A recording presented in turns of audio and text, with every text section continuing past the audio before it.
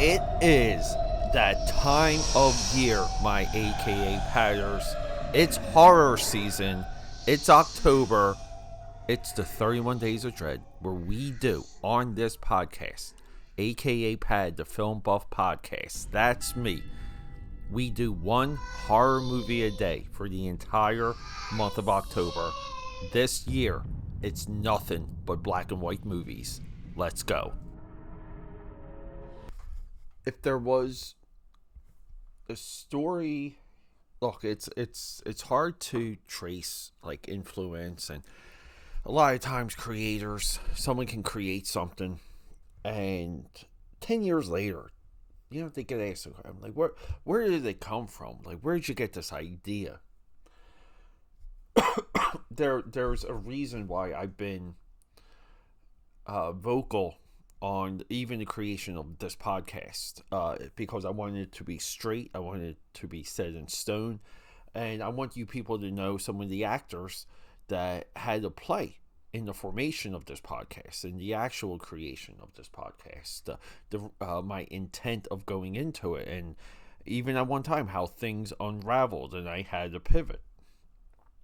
But I think a lot of times the creators, you get asked questions. Where did it come from? And that's something that can change just from interview to interview, generation to generation. It's a creation myth within the creation myth. I think it's very similar, as well documented as Star Wars is. The actual entry into what we would call Star Wars and the explanations of that.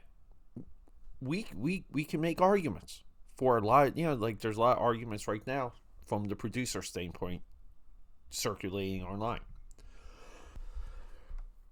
And I'm approaching this from two positions, because today we're talking, I'm sorry, AK Patters, it's another silent movie from your boy, AKA Pad the Film Buff. NOSFERATU 1922, AKA A Symphony of Horror. What's creation?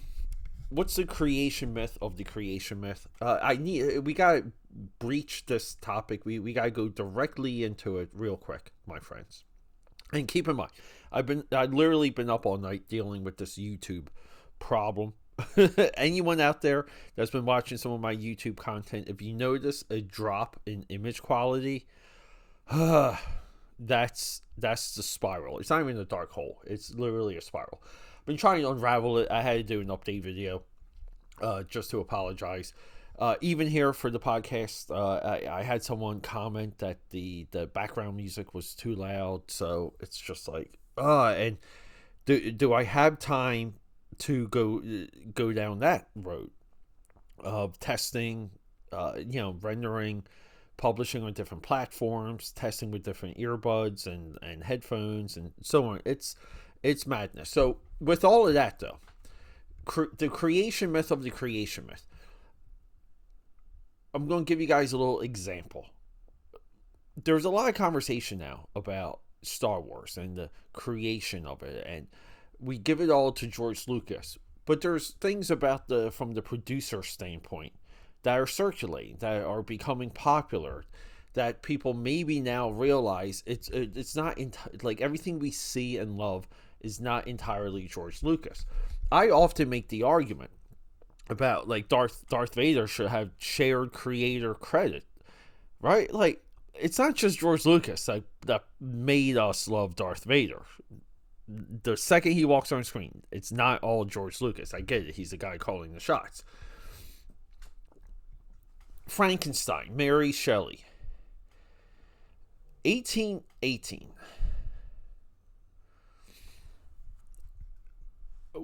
Let's just say this is the birth of horror. Frankenstein is one of the most brilliant books ever written. I think it was long dismissed just because it was horror, not literature, but popular, right? Like popular, not literature. And then in Roll sound. Rolling. Sound production. Let Take me two. cut in. Sorry, AKA Powders. I know It's such a hot, passionate episode. But I'm breaking the flow real quick. Just to remind you guys, if you want to support me, one of the best, easiest, and free ways to do it, leave a comment. Give me a like. I know there's someone out there that you know that loves film as much as I do, that love the film industry as much as I. Show this to them. Comments, likes, and reviews, positive or negative, it doesn't matter. We need to increase our reach, and to do that requires your involvement in everything that I do. We're linked. We're forever bound. You're the membrane. I'm the muscle. So guys, let's just do it. One review. Do you have it in you? Okay, back to the show.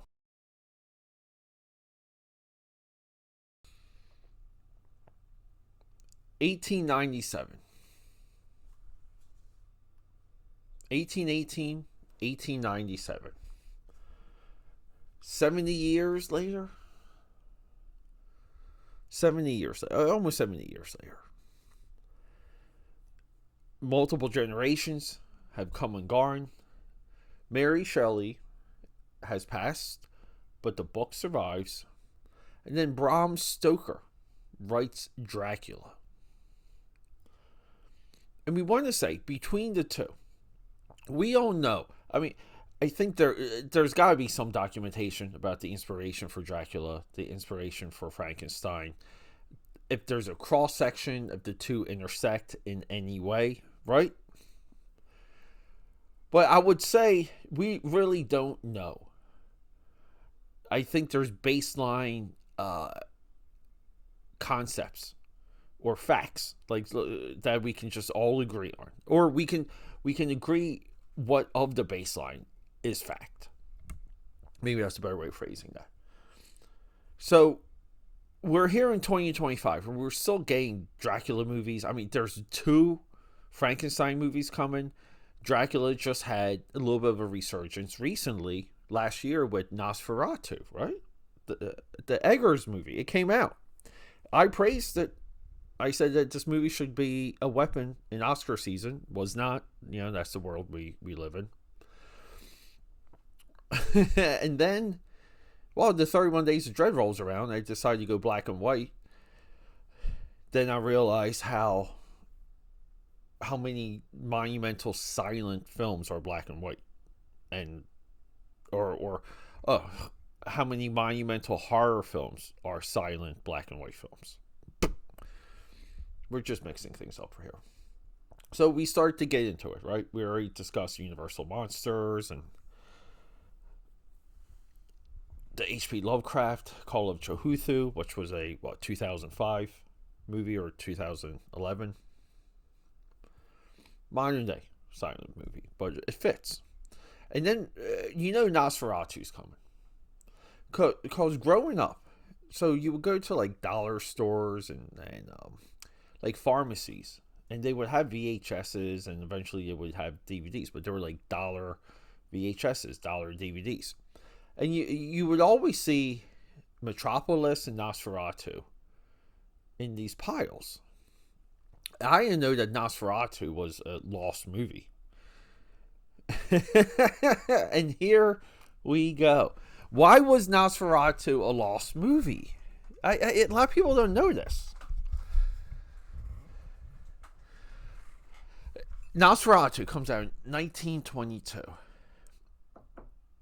And even if you watch the Eggers, the newer Nosferatu, like, you say to yourself, man, you're like, this is a lot like Dracula.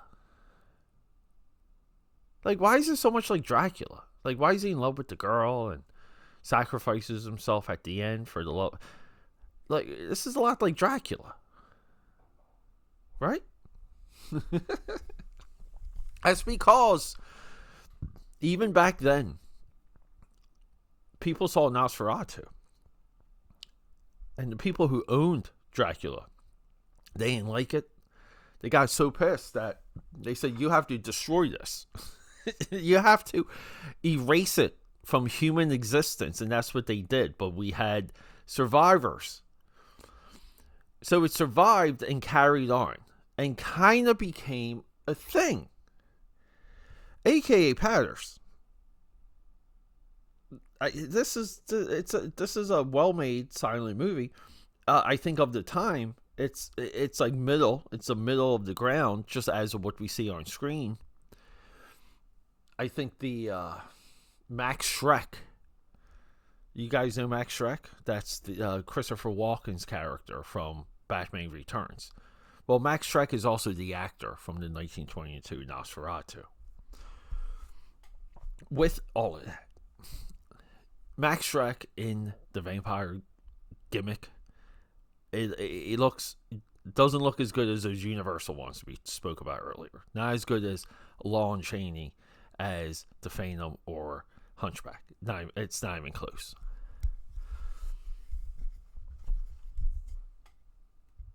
So this movie resonates and it survives, but it's effectively a Dracula ripoff, and it shouldn't be honored. And here, like, I guess this is where we hardline it.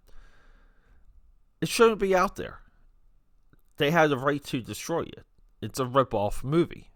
People are trying to profit. I think they could have released the movie and said, "You owe us a licensing fee." Maybe that was a part of the discussion. Maybe that fell through. But maybe they saw it and they said, "This is garbage. You're tarnishing who we are, the brand. You have to destroy it." Nosferatu was remade. Here's the awesome part, dude. AKA Powders. I know this movie had, because I love the movie poster. There's like a 1978, 1979 remake. Can I get to it? 1979, Nosferatu the Vampire. One of the best movie posters you will ever see.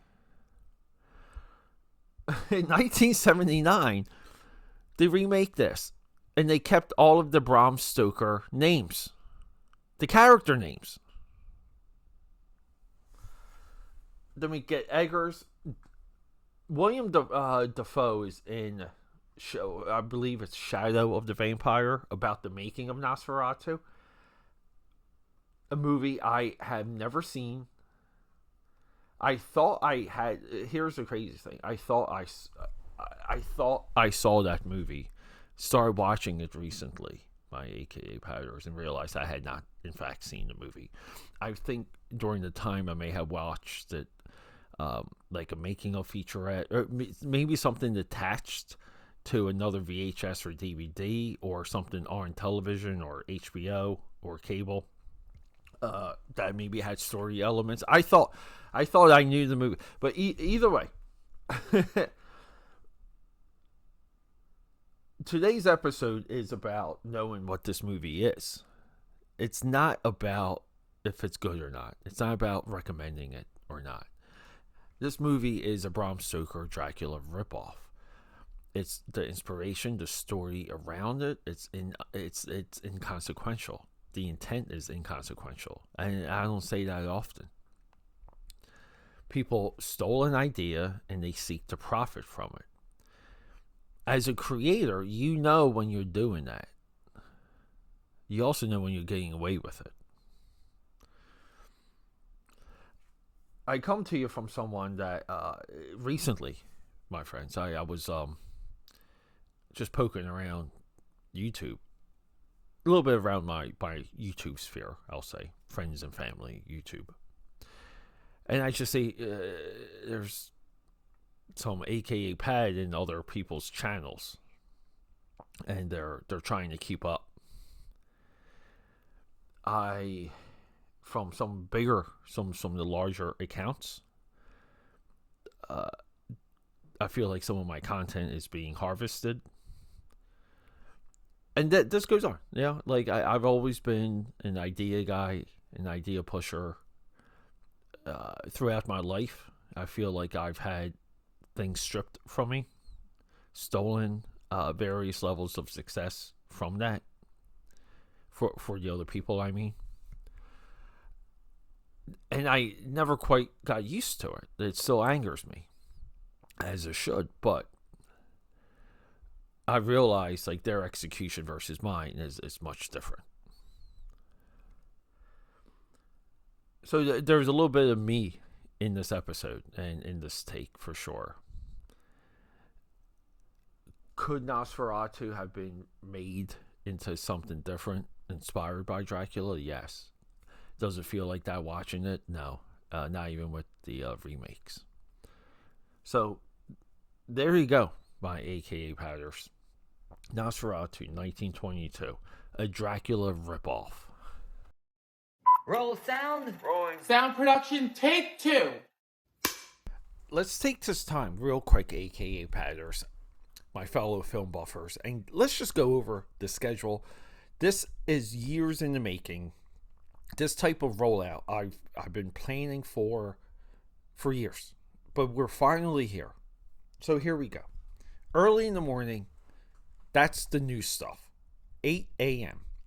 Now, 8 p.m., Monday, Tuesday, Thursday, Friday, these are movies maybe of something coming out. Like if there's a Marvel movie coming out and we want to do a retrospective on that particular franchise, or if Sylvester Stallone comes back and gives us Rocky Part 18, we might want to use the later time slots for a week or two to go over all of the Rocky movies. Now, we have a lot of different threads on this podcast that's explored 8 p.m. So 8 a.m., 8 p.m. Wednesdays at 8 p.m., this is our creator spotlight. We could do an episode on Martin Scorsese, Steven Spielberg, some of the new guys, Spike Lee, even composers, guys like John Williams.